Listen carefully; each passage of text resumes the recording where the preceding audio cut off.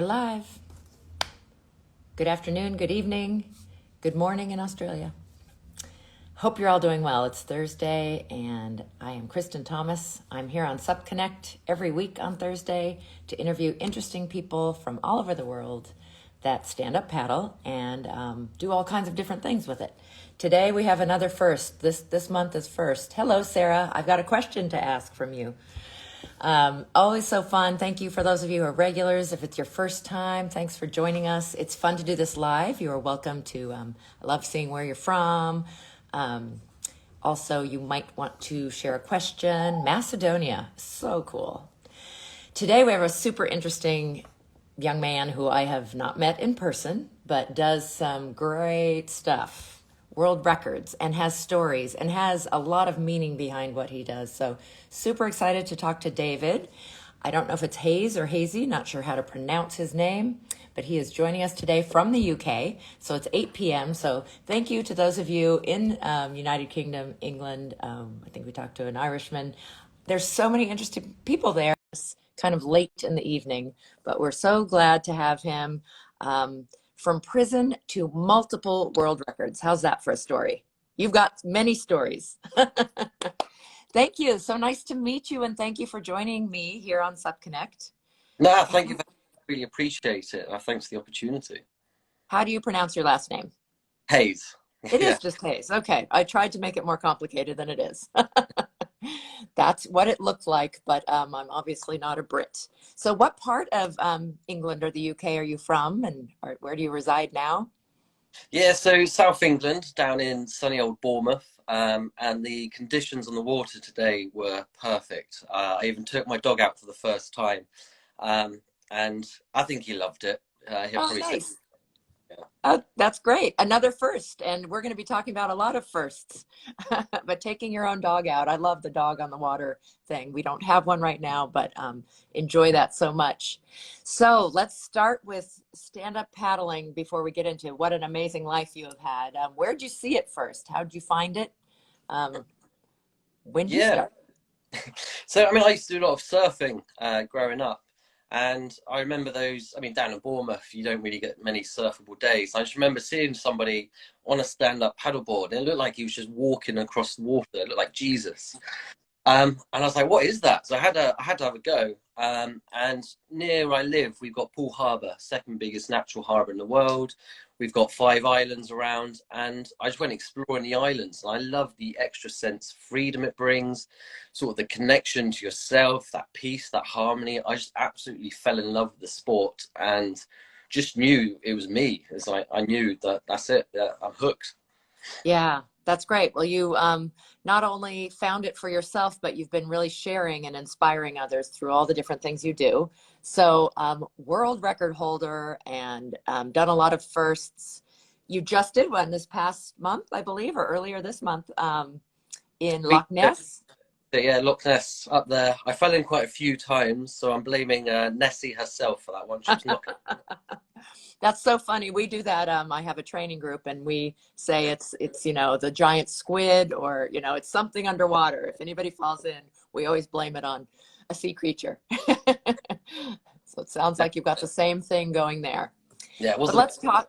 let's talk about your story. And I know, I'm so honored that you would come on our little show because you do speak and do a lot of good with the different adventures that you have. But actually, I'm going to go Sarah, who's online here, who we both know, your friend, Sarah Thornley. She specifically asked to ask David about his very first adventure, how he chose it. Was it what he expected? And are there things you learned from that trip that you used in future challenges? Yeah, my very first paddleboard adventure was I did a 50-kilometer paddleboard from Poole to the Isle of Wight. So it's across sort of the Solent. And I did it for a charity called Princess. I carried a baby oak tree with me to Oh, go. Yeah.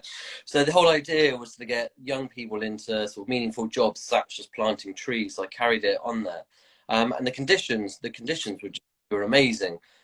But what I learned was sort of reading the water. There was a point of the water where it was really deep and the waves were rolling. They weren't breaking, but they were rolling about 6, 7 foot. And I didn't sort of prepare for that. And I think just every time I do a new adventure, I learn a little bit more, and I sort of take that into preparation for the next adventure. And I didn't expect it to roll so much. I mean, it looked so calm, but really out there it wasn't. Yeah. Well, it's not surprising that Mother Nature handed you one of your first lessons, because we continually feel that, wherever we are, which is one of the beautiful things I think about being on the water, is that it's ever changing, but also something that you do need to have knowledge of. And I'm so impressed in the UK. You actually have a lot of great organizations that teach a lot of courses in water safety, like WSA. You have great people doing that. So one of the reasons I'm way over here on the other side of the earth that I love talking to people in the UK, I try to do this every month or two, is that there's so many great stories, but you guys, it seems like, and great periodicals, and but the UK seems to only know about themselves. Like, I don't feel like the stories are shared far and wide, and you have yourself and others have great stories to share. So I mean, yeah, as I say, the community over here is, it's fantastic. All the brands sort of working together, talking together, really highlighting the importance of safety water. We've got loads of great role models in it. And, the community, the SUP community is just amazing itself all over the world. I mean, I had the chance to experience it in Ireland, and it was amazing. And I was saying, I've met some Icelandic paddleboarders, and yeah, they're all just fantastic. And I just love our community. very cool. Well, we had a question here. I like to throw these in before I lose them on the scroll. There it is. Paddle Club Macedonia wants to know if you prefer sup surfing or flat water races. I don't even know if you race. We haven't even asked you that. No, I mean, we're talking about boards, I use mainly racers. I have a fat stick racer hardboard that I really love, and I do enjoy the surfing. But for me, it's like the endurance events. Like I like doing out there on my own, pushing myself, paddling 40, 50 kilometers. I love doing that. Yeah, which is fantastic and amazing. So, on that first adventure that you learned a lot, and you're doing it for a cause, you're bringing the tree, and you talked about the jobs. Was the idea setting a record? I know you're not just about all these accomplishments and records, but that is a great way to work for causes and to inspire other people. So was that yet on the world record path, or what was that first crossing? Was it a No, first that nobody had done? yeah, no, it was just an opportunity sort of presented itself. So I thought, you know what, I'm gonna give that a go. The idea was to take the tree somewhere like a certain distance. I think it was 50 kilometers, and I thought, I'll do it on the paddleboard. I love paddleboarding. I had my first sort of world records coming up, so I thought it was a great little training opportunity as well. I'll get out there and do some good with it, and yeah, absolutely loved it. And it was great to go and plant the tree. I haven't checked on it. I don't know if it's still there at the moment, but I need to go and have a look actually. Yeah, that's really fun. I hope it's still growing and getting bigger. So that was the first adventure. And then I don't even know, what process do you go through? I've heard it's fairly complicated to officially be a world record. Do you have to contact Guinness Book of World or somebody, and somebody has to approve it or tell you Yeah, if it's been done or not? Or it's the whole world record game is a bit of a nightmare. I didn't realize there's so many different brands of world records. So Guinness is the biggest brand of world records. You've also got oh, Holders Republic, you've got the official world records, but they all sort of work the same anyway. So the idea is you put your idea forward, they accept it, and then you have to have witness statements. If you're paddling over more than an hour, then you have to record every hour for 2 minutes. You keep a logbook, as many photos you can get as well, and then you hand it all in with your GPS trackers. So do two different GPS trackers. You hand those in, they look all over. If they're happy, then they approve it, which is great. wow. So I didn't even know you have to do an approval process. I also did not realize there were different organizations. I don't know, Guinness is what pops into mind, but um, very interesting. And then how do you know if it's been done or more? By asking them or asking around? Or we are a fairly new sport, so that's kind of good for the record setting and for world firsts.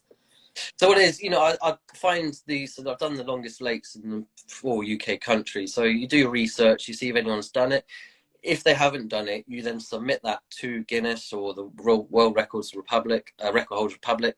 They then look at it. They then give you a time to beat, and it's usually quite a challenging time. So my first one what was it? It was 40 kilometers. So I had to beat it in 6 hours, which I did 5 hours 20. So they set you a time. If you beat it, then that's new official record. So if somebody wants to go and attempt it now, you know, good luck to them. They can try and beat that record. But I'm the guy that set it first, so I'm quite happy about that. Yeah. Yeah, that's great. So yeah, so you're establishing some world records, but in some cases you're breaking ones that have been set. And Yeah. are So they specifically stand-up paddle records? all stand-up paddleboarding. I Yeah. mean, for me, it completely changed my life, stand-up paddleboarding. But the last three records I've done all had somebody had done them before, so I've sort of gone and managed to beat them, thankfully. Very fun. Well, let's talk about that. And you can share as little or as much as you want. But you do publicly share that you were in prison and Hmm. that you share that stand-up paddling also changed your life. And you're, Yeah. No, I mean, yeah. It's, when I went to prison, something that I realised that was missing from my life was adventure. Growing up, I absolutely loved adventure. I loved the connection to the sea. And I sort of made a vow to myself when I was inside that, you know, I'm going to go out, I'm going to live through adventure now. So I have this motto for myself, which is through adventure we live. And I came up with an idea to paddleboard the four longest lakes in the UK when I was inside. And I remember telling the guys around me that when I come out, I'm going to go and do this. And they were like, "You're a number. You'll always be a number. You know, stop daydreaming." And I was like, you know, I'm not a number. You know, I'm in prison, but this isn't my defining moment in life. My failures, my mistakes don't define who I am. I can go out into this world and change my ways. So with that sort of fire in my belly, you know, I was released from prison, and then June last year, I went and did my four longest lakes. I set my four world records, and you know, it's great setting the world records. It's great doing all this, but I like the platform it gives to me to try and highlight the importance of reform and rehabilitation, show others, you know, your past, your mistakes don't define who you are, but also show people what the power of do. It's my tool for rehabilitation. It's my tool for growth, my tool for change. And that's what it's all about. And I want to try and get more people out there, you know, reconnect themselves through adventure, through paddleboarding as well. yeah, love that. Yeah, that's paddleboarding is a great platform for adventure, a great tool for adventure. But I love that you're using it as a platform to share. And how amazing that you had this idea when you were still in prison, and that good for you for overcoming the naysayers who, you know, tried to discourage you. You are not a number, and obviously, and no one is, and that's sad that that's a thought that goes in people's heads anywhere. So good for you for inspiring adventure. Um, Talk about some of the causes. Is prison reform and helping people see that part of what you do? Yeah, I mean, I realize how broken the system is. Like, there's no rehabilitation doesn't exist in there, you know. And I tried to do as much as I could when I was inside to help the lads. And now that I'm a free man, I work for a company called Penal Reform Solutions. I noticed my colleague Justine's also watching now. Hi, Justine. Yeah. Um, so you know, I try to do as much as I can, but I also, something that really appeals to me is helping young people, the youth of today, people that sort of struggle with mainstream education, who've come from broken families. So I want to try and help these kids. So I do a bit of work in Chichester with a school down there and helping the kids. But I am an ambassador for the charity, the Alliance of Sport, and they use the power of sport and the criminal justice system to help tackle reform and rehabilitation. I mean, I love the work they do, and you know, most of the time, most of the challenges I do, I always try and raise money for them. Absolutely fantastic. Both causes. The youth thing I think is super essential right now. I mean, we have a lot of mental struggles, challenges with people more than ever through this whole pandemic. But a bright side that you can kind of play off of is that people did find the outdoors, because even people who did perhaps exercise in closed spaces couldn't go back to their gyms. And so there is a resurgence of interest in almost everything outside, including water sports, including paddleboarding. Lots of education needed on a lot of different levels. But again, as you and I and others who are probably listening share, is that uh, so many great things come from being on the water, and it's so good for our mind, body, and soul. So good on you for that, and keep doing the work with youth and with the prison reform. We have had a couple questions. Somebody wanted to know where you sup surf in England. It happens to be a Californian asking that. Maybe she's planning a trip.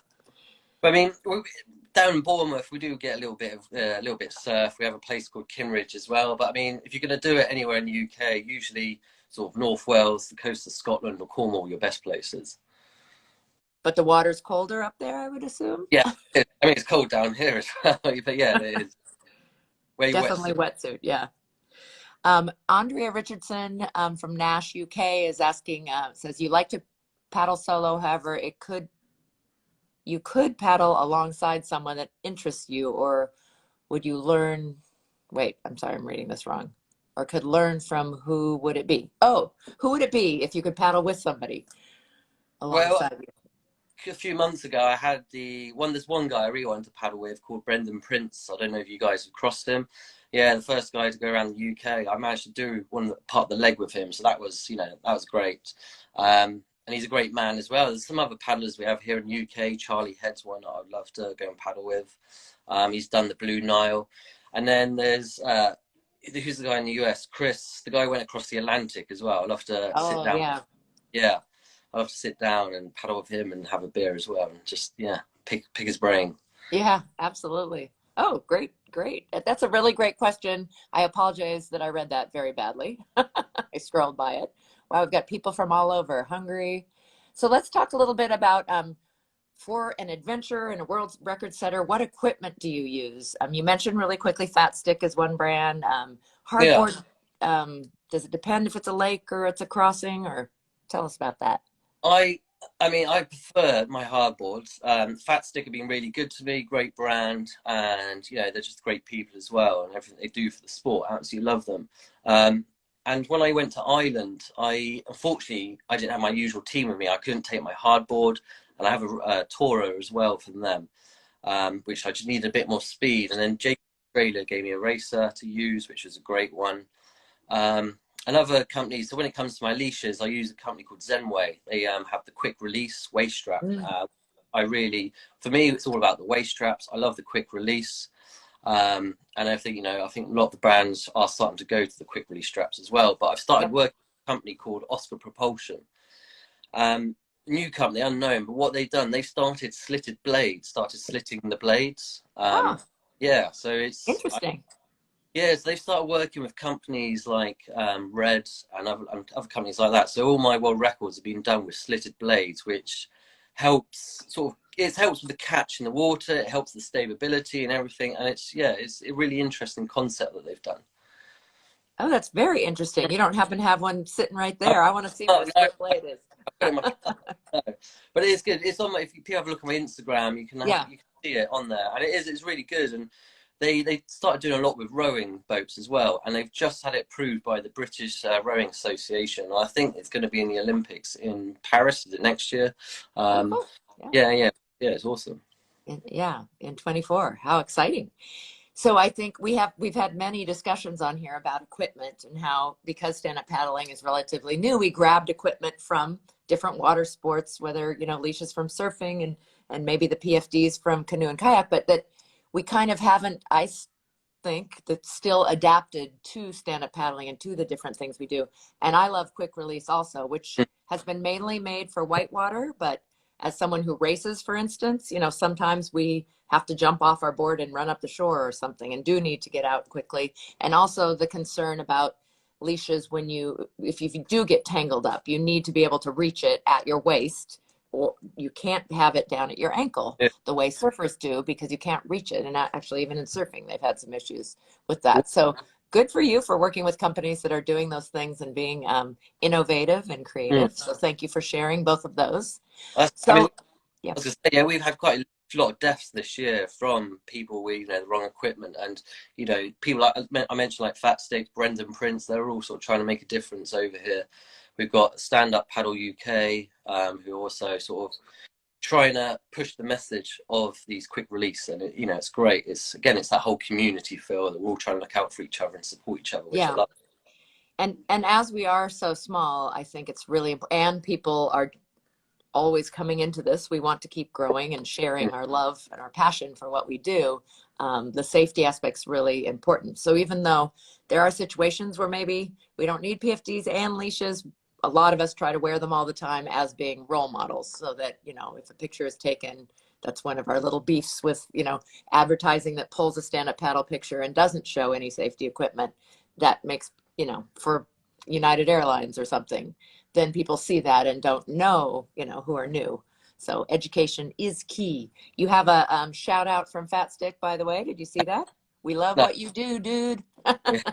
Andy, all right? Yeah, lovely. A genuine role model and 100% making a difference. Really Uh, nice. very much. And green. Yeah. So Thanks. let's talk about those world records and world firsts. So you kind of went through the process of how you do it. You talked about the very first one.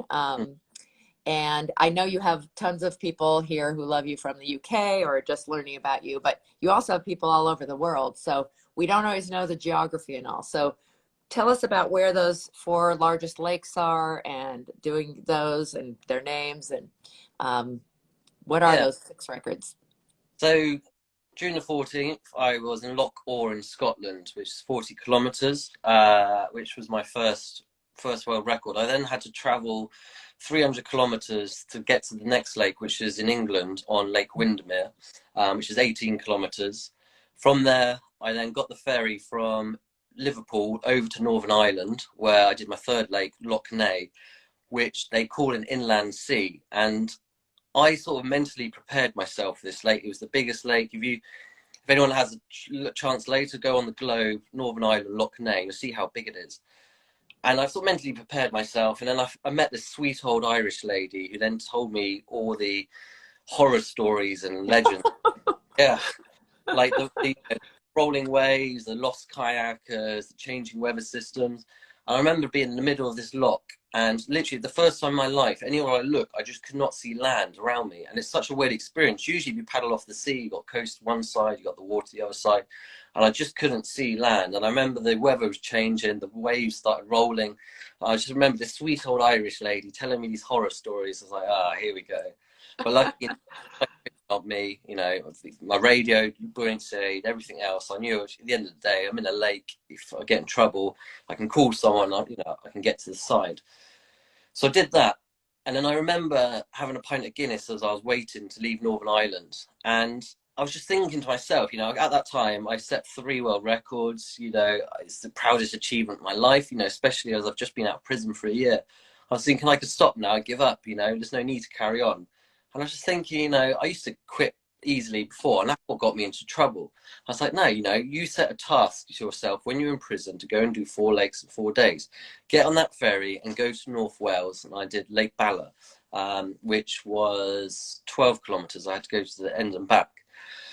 So I was raising money for charity, and then I was thinking, oh no, I didn't hit my target. So I made a vow. So if people help me hit the target, I'll go and do the River Thames in England, the longest river. So I hit the target and I went and did the River Thames, 208 kilometers, 44 hours I did it in.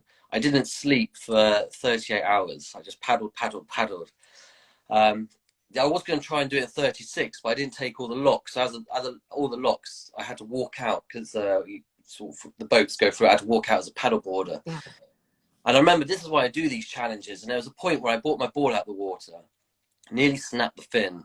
And it was cold. I was cold. It was about 3 a.m, and I was just thinking to myself, if I snap this fin now, nobody's gonna know. I can go out into the world, say, "Oh, I snapped the fin. Unfortunately, I couldn't do it." And again, like that's the thinking that used to get me into trouble. That was the thinking that got me into prison. I just think to myself, I don't think like this anymore. So I squashed that thing. Took a step back. I looked for the positive solution, and then I went and carried on. And I beat the world record by 10 hours. And that was the moment that I knew paddleboarding and adventures completely transformed my life. This is why I do these adventures as well, just to learn who I am and what I'm capable of. I then did these 4 lakes, and I was like, there's a guy who's run a marathon in every country in the world, and I was thinking, why can't I try and paddleboard the longest lake in every country in the world? So then I've gotten the ferry and I went to Southern Ireland and did Loch Corrib, their longest one, which was 42 kilometers. And I didn't have my usual team with me. So sort of a social experiment, I reached out to the Irish paddleboarding community to see if they would help me in any way. And they all came together. They were amazing. Someone picked me up and took me to the lake and then picked me up from the other end. They made me food. They took me around Galway. And this is when I just knew that our community is amazing. Coming from a surfing community, it's not the most friendly of communities if you're not part of their group. But with paddleboarding, it doesn't matter where you're from, it doesn't matter your level. We're just all there, we're all one, and I absolutely love that. Mhm. So I did that, and then 2 weeks ago, I then did Loch Ness, an opportunity came up, and I went to Scotland, and it was good. And it wasn't until I was on the lake that I was just thinking, I'm paddleboarding in March on the lake, and there's snow on the mountains. It's like, it's cold. What am I doing? I was like, yeah, this is crazy. But that one, how long was that? That was 37 kilometers, and I beat the record by just over an hour, which was awesome. Yeah. Mm, People are agreeing with you. Jeff is saying sub community is the best, it and is. agreed. And it really is. I always ask the chicken before the egg question. Do you think stand-up paddlers were already good people, or does stand-up paddling make you an even better person? It sounds like for you, it's made you an even better person. It's helped you find your way. Would you? It just melt when you're out in the water. All your troubles and woes melt away, and you just realise there's nothing more to life that you need. It's so simple life, isn't it? When you're out there, especially, you realise this, and that's what I love. Yeah, it is definitely a stress reliever for me. So amazing how much it's changed your life and all the growth and change that you have had. If you were to give tips for someone who wanted to, shall we just call it adventuring, maybe setting records or firsts in their countries or such, but what would be some tips to make sure if somebody wants to go on an adventure, try something? Always, always about preparation. Always prepare. Like that's the number one key. Know the surroundings. Know your equipment. I even like reach out to the community. So like when I did the one in Ireland, I just reached out to the Galway sup community and just to find out about the lake. And I said, just prepare, know your equipment, and if you are going to go out on your own as well, then just let people know. Have all the equipment on you, and there's like paddle logger we got over here. Yep. Oh yeah, of course you have it as well. Like they got some great safety features on there, so you can get people to follow you, like they can on Strava. Just get somebody to follow you, and and just let people know what you're doing. That's a fantastic tip. Yes. Good. How about something not to do? Do you have the reverse? What do you want to watch out for in going on your first adventure? Not preparing. So I think it Benjamin Franklin, wasn't it? Failing to prepare is was it fail to prepare is It has failing. plan in it, right? Yeah, Is planning to fail. Failing to yeah, plan is planning. Yeah, something like yeah. that. Failing to prepare is preparing to fail. Like so, that's it. Just prepare, and again, just know your surroundings and know your abilities as well. If I got to one of these lakes or was out in so I saw the sea and it was too rough, like I know my abilities. Like I won't go out if I can't. It's not all about ego or anything like that. There's plenty more times to go and paddle these places. Yeah. Wow, some of these things you've set up for yourself. The 4-day thing, especially because I mean they were not next to each other. They were all over the place. That was quite, so it wasn't, it's not just the time on the water, but you had lots of logistics in between. And like you said, you have a team Yeah. sometimes. You have also relied on the community and have done other things too. So what's next? You've done so many things that you did throw out the idea of the longest lake in every country. I know there's another gentleman from the UK, Sup the World. It's funny, I follow these names and forget his name, and I message him all the time, but he's traveling the world, just trying to hit every country. So the next one, 33 and 66. So in May, I'm off across Europe. I'm attempting 33 world records on 33 of the longest lakes in Europe in 66 days. Oh, wow, that is, oh, John, thank you, McFadden is who I was thinking of, but that is amazing. Wait, that's a lot, Yeah, yeah. So especially logistics. with, do be safe because of course, Eastern Europe, there's scary things happening. So I don't know There is. if, So we're keeping an eye on the situation and everything.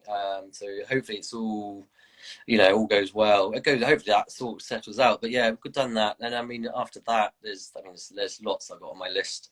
I've been given the concession rights to go on the Skeleton Coast and Namibia to be the first to do that. I've been working on doing the River Nile. Like then there's the longest lakes in Asia. There's a lot of places I want to go. sounds amazing. I know that's one of my questions always is, where do you, for people aren't necessarily adventurers the same as you, but almost all of us dream of water.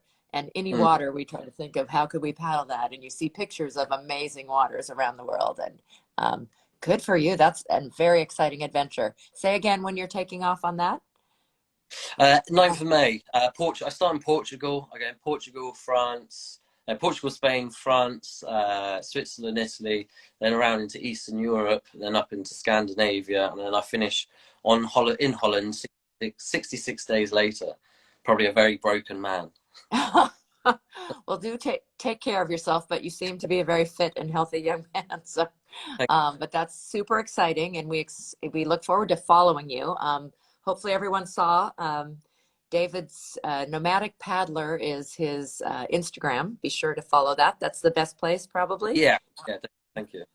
Yeah, when a website too, maybe, or Yeah, nomadicpaddler.co.uk. Just in the process of updating that, getting ready for Europe. We're gonna have a live tracker so people can follow the process as well.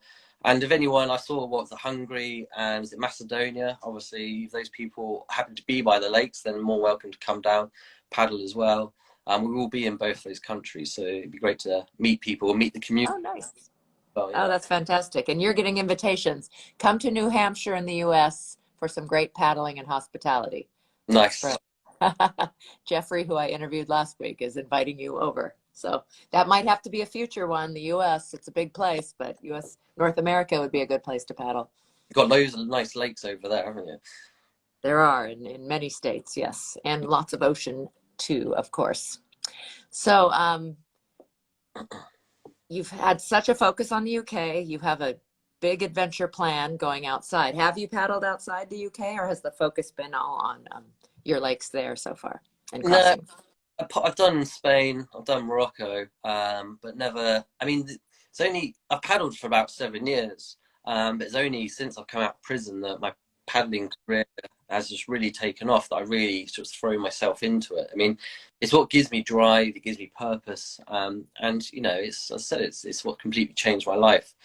So now, sort of all these lockdowns are finished, we can start traveling more. I'm going to start going out and seeing more of the world armed with my paddleboard. Yeah. I know for us, sometimes access is an issue, especially now that you're going to a whole bunch of different countries. Mm. Do you sometimes have to check with local governments or country governments? Yeah, I mean, with the Europe trip, it's been logistically it's a nightmare.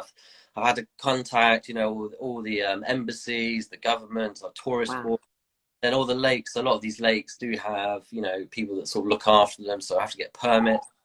And then because we're filming as well, we've then got to get permits to the film and everything. It has been a nightmare. But, and again, that sort of comes down to preparation. So if you are paddling somewhere new, it's always good to check that, you don't need any permits, or if you do.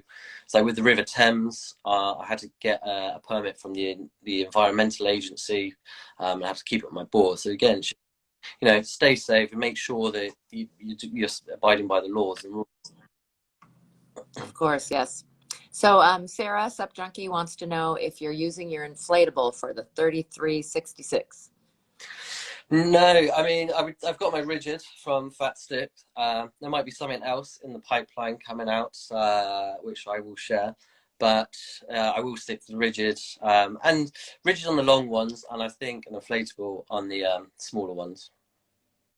Yeah, Mm. great to have both. So you'll be driving then, I assume, to get your board all over. Yeah. Yeah, when I did the 4 days and what's the 4 legs 4 days, I had a VW transporter that I rented. But I need something bigger this time. So it was still trying to sort out a motorhome to get us across. And the dog's coming as well, which would be great. Ah, that's great. Oh, so your dog, yeah, you definitely need to paddle more with your doggy. Hmm. Is your dog there? Do we get to meet them? Sometimes we get to meet people's No, dogs. really. Basil the Wandering is his name. Basil, that's Yeah. great. Love it. So you have adventures coming. You've done a lot. Let's go back to those world records. You talked about the sweet Irish woman who told you all the scary stories about. I bet there is a lot of lore. I mean, you were just on Loch Ness and stories and stuff. Have you met other interesting people? We talked about the great community, but it's also you're out adventuring and seeing the world. Any other interesting stories from some of those Yeah, events? or the Irish, that was the one. They were just so friendly. They're such a friendly community. I remember the day before I went paddling Loch Corrib, I took a walk to go and do a recce basically, and there's all these random people just saying hello to me. I was like, what's going on? Why are you saying hello to me? Like in England, we don't do that. Like, we're so reserved, and it was just so nice to meet people. And I stayed in a youth hostel. I was meeting all the travellers from around the world. And then when we did Loch Ness, we're all knackered. I had a team with me, and I remember we were in the pub, and then we had a whiskey fueled evening, just singing Queen, and in this pub. Yeah, Love it. yeah, it was great. It was great. But no, it's just you do get to meet so many amazing people, and that's what when we're filming this Europe trip, that we're going to try and meet as many people as we can to share their stories. I mean, that's what I love. I love people's stories. I love about hearing about stories, and I want to meet as many people as I can, and yeah, film them and get them on camera. Yeah, absolutely. You talked about how you had a fire in your belly and being in prison like was part of the motivation. You knew you loved stand-up paddling, but really found your path there. So, any recommendations for people who are hesitant? Because you said you want to inspire people to go on adventures. Like, Mm. I don't know if it's not believing yourself or what, holds people back. I wonder. I think we all need to challenge ourselves in lives. I think we don't challenge ourselves a lot. We just get so comfortable, especially in this tech world that we're in. Mm. But we need to challenge ourselves. And I think it's suppose with all these lockdowns, we've all sort of gone back into our shell a little bit. But now the world's opening up, the sun is shining again, especially here in the UK. So you just take that little step out of your comfort zone. You don't have to go and paddleboard the longest lakes, but you know, if it's paddleboarding, just go and have a little adventure. Go for a little paddle where you've never been before and reconnect with yourself. I mean, that's what I do, and that's what I love, and I want more people to do. Try and learn more about yourself by reconnecting with yourself. Put your phone down, go outside, have an adventure, and see what you learn. And I can guarantee you won't be disappointed. But even if it's not paddleboarding, like I was speaking to a woman the other day, and she was just saying, like, I've got 2 kids, a husband, I don't have time to go out. I was like, go camping for the weekend with them. Go and learn to make a fire without matches and sticks. That's an adventure. You're learning, you're growing, you're making memories, and that's what life's about. Unfortunately, it took me to be sitting in a 6x4 prison cell to realize how amazing life is, and we need to embrace it. We only get one life. Enjoy it. Go out, paddle, and before you go paddling to the Great Lake in the sky. Wow, I don't think anybody's talked about that, but yes, I hope there's paddleboarding in the afterlife. That's a really good point. Why not? Oh, I just love that. That was beautiful about, yeah. And I hope people are hearing you. I'm sure they are. There was a question from Andrea earlier, just have you met anybody yet? I mean, you've just been at this for a short time, and I know you're inspiring people. Has anybody come back to you, sent you a message, or said, I did something, or do you hear back from anybody who's following you that they might have been inspired? I've I've had people come back to me saying, you know what, I'm going to go out there and I'm going to do it. I really have. And I've sort of taken quite a lot of people paddleboarding, which is great as well. But I've just got my instructors. I did my instructors last summer, and I was working for a local company down here. And it's amazing to see some people who've never paddleboarded before, who are actually, they're petrified, and then by the hour later I've got them standing up, and they fall in. Even they fall in, they're loving it, and that just makes me smile, and that's what it's all about. And I love that, like, just getting people out there. Absolutely. Yeah. And we have some other inspirational people on here. Veronica from California, ER nurse, and has fought cancer and everything. And she goes out and inspires and gets on the water. And she was the one who asked you about sup surfing. She's a sup surfer and loves that part of it too. So taking a small step outside your comfort zone, I think that, that's great advice to anybody on this call. We may have a lot of fellow adventurers, but and to continue to share that with others is just fantastic. Will you be doing this whole 3366 for a certain cause, or kind of continue with the ones you're ambassador for a couple you talked about already? Yeah, I mean, because I've been given this opportunity, it's a shame not to try and help charities out as well. I love doing the charity work. I think it's, I love to give back. So I'm doing the Alliance of Sport. Sorry. I'm doing it for the RAF Benevolent Fund as well. So my father died before I was born. The RAF Benevolent Fund looked after me. So I'm raising money for them. and I'm doing it for a little unknown charity called Adventure Therapy. I mean, adventure's changed my life. It really has. And there is a thing called adventure therapy, and these guys are doing some amazing work. So I thought I'm going to take the opportunity to help them out as well. Yeah. I think it's so true what you said, that stepping outside your comfort zone, actually accomplishing something, how what that does for you and how that furthers, inspires you and gives you that confidence. Hmm. But it's sometimes hard for people to take that first step. So thank you for helping and encouraging people to do that. When I Um, I was Go saying, ahead. when I was inside, I trained to be a life coach, Mm. and I trained to be a mindfulness coach as well. So like, there was something called acceptance and commitment therapy, and I came up with a program to get people to teach people paddleboarding. But the idea is you use the paddleboard as your mind. So you envision the paddleboard as your mind. I teach you paddleboarding techniques. So when you're off the water, if you come across any difficulties or anything, you sort of revert back to what you learned on that paddleboard, put it into your everyday life, and hopefully it can help you live a much more meaningful life. Oh, that's wonderful. I love that you've applied that, both the life coaching and the mindfulness to what you're doing. Yeah, you need to run more workshops and things like that. But you're pretty busy crashing these world records and all, so that is fantastic. Um, I I don't know that I've ever thought about that's. I just think that's fantastic. I don't know if that was when you first started paddleboarding or if it's kind of a dream you had when you were a kid, but a world record.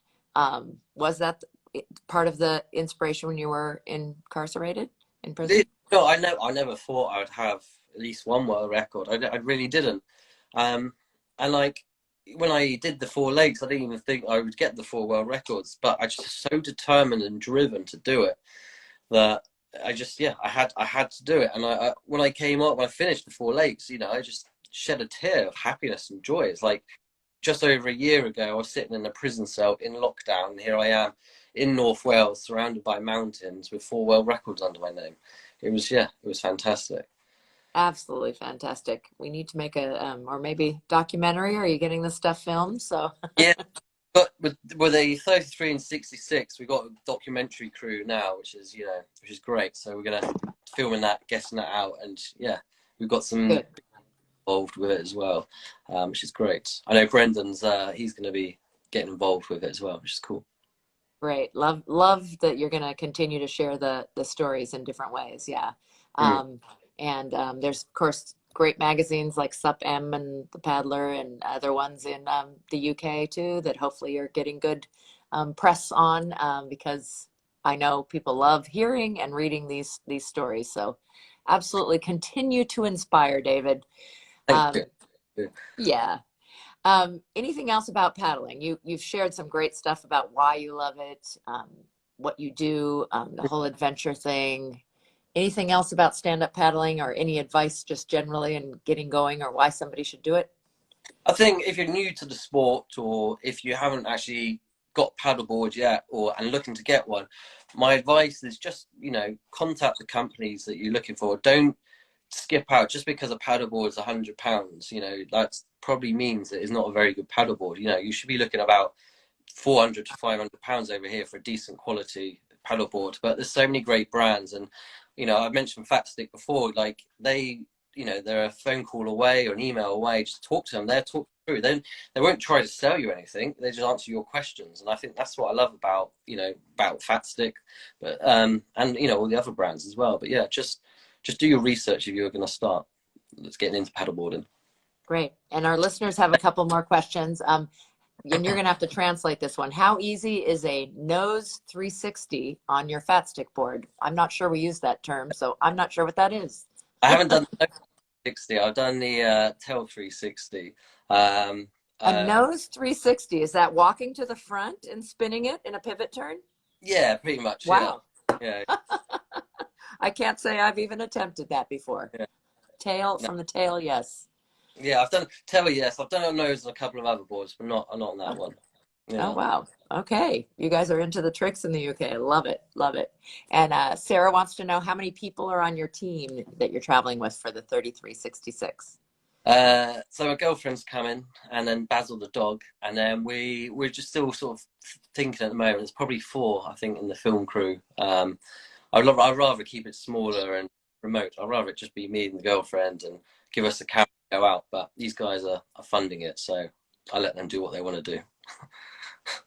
Right. So fun. Yeah. No, that sounds like it will be a fantastic group. Hmm. Oh, some new people just check in. This was the whiskey drinking crew that we're singing Queen with, so should be good.